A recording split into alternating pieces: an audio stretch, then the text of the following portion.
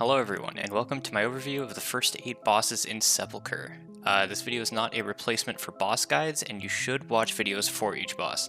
I also recommend Mythic Trap, which I will be using clips from for this video. So, Vigilant Guardian. You should not be bringing AoE builds to this fight if they reduce your single target damage. Ranged, generally for this fight, positioning is easier if you're standing on top of the kill targets. So we're going to be killing adds on top of the Guardian of our choosing. We can kill them as fast as we want. While we're doing that, we're going to be kicking Blast from the drones to reduce the damage we're taking and bringing them in. When the beam gets targeted on a player, they are going to point the beam out of the raid. Projectiles will follow. We dodge those. There are Raine and pools throughout the phase. We dodge those too. The tank ad has a frontal that should be pointed away from the raid.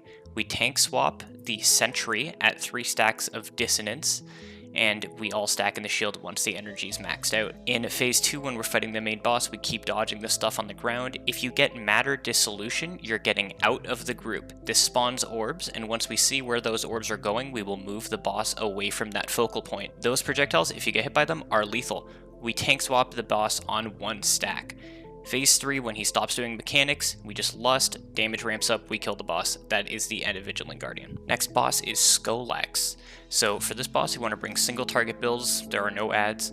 There's 1 phase for this fight. Ranged, you generally want to stay close to the boss so that you can move quickly for Wretch. We will rotate groups of 3 people that I'll call as we go. These 3 people will run to max range where nobody else should be standing.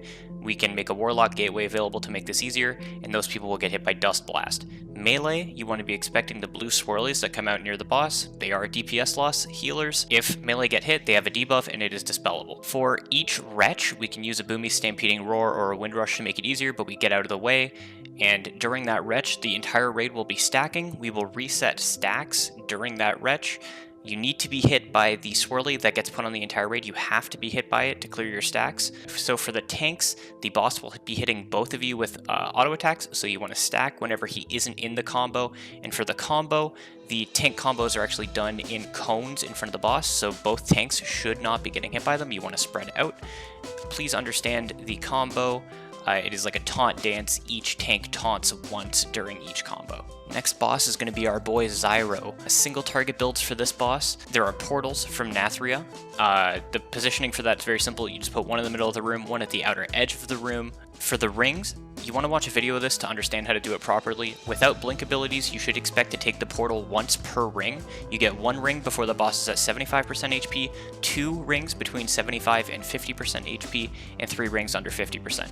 You want to look for traps as you run because those exist. For the glyph, this is the tank swap. You want to run it out. When it blows up, the entire raid is gripped to you, so the raid should be prepared to be gripped. Don't get gripped into anything dumb like a trap, and the tank should not grip us into anything dumb. When you get the little circle around your feet, you spread out. Do not overlap them with anyone else. It's not that demanding. You just can't. Forget about it. For stasis traps, you shouldn't stand in them. We kill them if we have to free people. They cannot be removed by stepping in them like they were in Nathria. It's probably going to necessitate that we move around the room to use all the available space. So phase 2 happens at 75%, 50%. We take rage damage. There are adds. We focus the acolytes so they don't reach max energy. We taunt swap them because they have a frontal that one-shots non-tanks and applies a debuff. And we kick the spell singers. I believe they can be gripped as well. That's really the fight. We just alternate between P1 and P2. The next boss is going to be Halondrus. P1 for this boss ends at 80% and 50%. There is a beam, it's on the tank. The tank needs to aim this beam at orbs that are coming towards the boss to break the shield they have. The closest orbs are preferred. Tanks, you should watch a video just to know how this looks. These orbs, once the shield is removed, must be soaked by players after the shield is down, and this will deal some damage to the soaker. Tanks are good at this.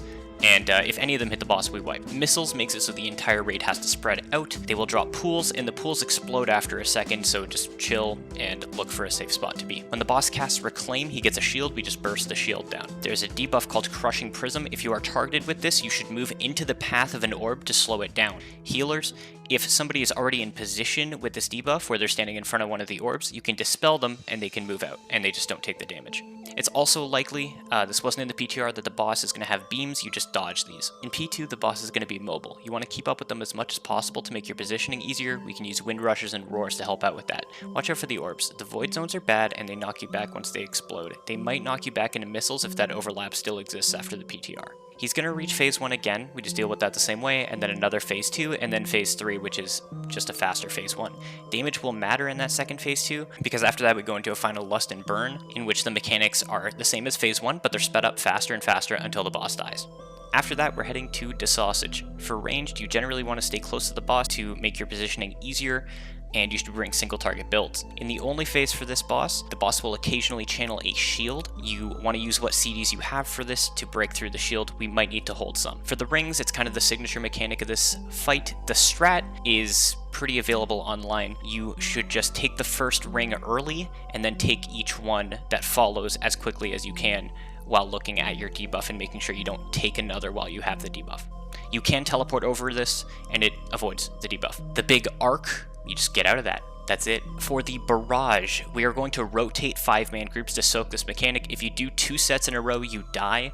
We can have the tanks alternate just to kind of pad that 5-man group. Here's the core. It is a tankable ad. You want to kill it fast. It spawns pools. Pools are bad. Probably not worth hitting CDs for this thing. Tanks with the main boss, you want to swap on about 4 stacks. Just taunt when the other tank loses the debuff. If you suck at this, it actually can wipe the raid. That's the boss. Prototype Pantheon, kind of a more complicated fight. I'm going to do this by explaining each Pantheon, and then you'll just know how each phase goes by which Pantheons are actually present. For this fight, you want to take a single target build with some cleave if it fits in your build, because the last phase burn is going to be 4 target cleave. So in phase 1, the objective is to get both of the bosses to 50% at the same time. For the Necro guy, for the Ritualists, when you kill them, the pool in the middle of the room disappears. But for the time that they are alive, there will be an expanding pool in the middle of the room, so these are a focus. The boss casts Gloom Bolt, which will give random raid damage. This should be interrupted by melee DPS. Death Touch will be assigned to random players. You want to go inside of the bubble, which looks like the bubble from Spires of Ascension. When you're in the bubble with the debuff, you can be dispelled, and this will remove the bubble. It also works if the debuff times out. Otherwise, do not stand in the bubbles. For the Kyrian Pantheon, the tanks want to swap on Humbling Strikes. When the Pantheon goes and flies in the air, you want to loose spread and dodge the swirlies, or else you will be stuck in place and we have to kill a spear to free you. For phase 2, this is when the Fae and the Venthyr Pantheon comes out. Again, get both of them to 50% at the same time to end the phase. For the Fae, it spawns seeds. You want to keep those seeds healed, but not to full HP. We will likely assign a specific healer to pop those seeds when we need the healing. It also casts Anima Bolt, similar to the Necro Pantheon. We're just going to put melee interrupts on this. And it casts Stampede and Anima Storm, which are just things you dodge. The Venthyr guy has a couple Sire Denathrius mechanics. Hand of Destruction, you get gripped in, you run away. We can do a roar when that happens. When you run out, you're probably going to be dodging a lot of stuff. So I recommend watching clips of this to understand how people position and just to know what it looks like so you're not caught off guard. Sinful Projection is given to you usually when Hand of Destruction is coming out. This is similar to Prideful, and you want to spawn the projectiles spread out and just dodge them. There's really no easy way to position this to make it easier. You just want to be spread out. Racking Pain is similar to Sire. You want to point that at the Necro Ritualist if it's easy, but otherwise don't worry about it. Taunt at 1 to 2 stacks. Other people should not be in this. You will take more damage. Burden of Sin is just a stacking dot. You can't do anything about it. It is cleared at the end of the phase, but you get more stacks if you take unnecessary damage. In the last phase, all 4 bosses are going to be out. You want to just hit whatever CDs you have. We're going to be lusting here, and we burn the boss down. It's a big AoE situation. You want them all to die at the same time, because if you don't, they will respawn, and that is a wipe. Next up is Lihuvim. This is a single target fight. Phase 1 lasts for about 1:40, and it ends when the boss gets to max energy. We're going to pull the boss to the edge of the room, and the raid is going to stack behind the boss. Motes, when you get them, are dropped to our right. It helps if you bring them a little bit back as well. If you get the circle, you're going to bring that to the motes to remove them. The knockback should not matter if you're positioned with the raid, because we're dropping the motes outside of the raid, but you still want to look behind you to check if you're getting knocked back into something. The boss does a frontal cleave. Melee know not to get hit by that. The tanks need to understand the tank swap here. It's another dance where each tank taunts once per combo. For phase 2, we're going to split the raid into 2 teams. The Acquisitions and the Degeneration Automa will be targeted first. You want to stand close to them so you're not dying to the raid damage happening throughout the phase. After the boss becomes attackable again, he still doesn't do mechanics for about 30 seconds, so we can tank the remaining adds on top of him and get a little bit of cleave in. These 2 phases repeat until he dies. Anduin is definitely the most complicated fight we're going to be doing, and you should bring a single target build if you're noticing a pattern by this point. Ranged, playing close to the boss helps with positioning in phase 1. So phase 1, how Downstairs works is he does that frontal cleave. We are going to send half the raid down, including a tank and healers. After 2 of these Downstairs phases, we go into phase 2. Downstairs, you're going to cleave off of the Despair, which is the tank ad. You're going to CC the Doubt, and you're going to dispel and then heal the hope.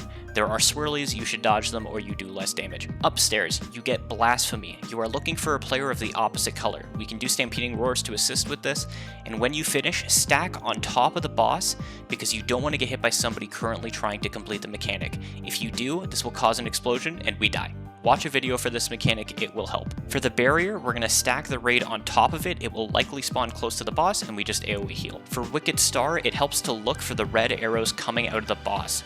The projectile goes out and then back to the boss. They hurt a lot, don't get hit by them. Healers, phase 1 has some spot healing to do, just calling that out. Tanks should be swapping often and watching the boss's stacks of attack speed. Phase 2 will be after the intermission. It's similar to phase 1, but there's no more color matching for Blasphemy. Instead, you get ads. They will be marked and we'll have interrupt groups assigned to each. You just focus these down. Okay, so the intermission, which happens after phase 1. We're going to hit our CDs that are available and cleave off of the remnant. We focus down the monstrous soul only when it starts casting at 35% HP, because if it finishes, we die. Tanks swap on 1 stack from the remnant. In the second intermission, you'll be doing all of this, plus there will be lines of ghosts to dodge. After the second intermission, we go into phase 3. This is the complete set of mechanics. The main one is Hopelessness. If you're assigned, you should go to the pool in the center of the room. If you walk into other players targeted by this, indicated by the circle under their feet, it will explode. One at a time, you want to enter the pool to clear your stacks. Besides that, you get Wicked Star, the tank swap from phase 1, and a lot of damage to heal through. Hopelessness is the only difficult mechanic.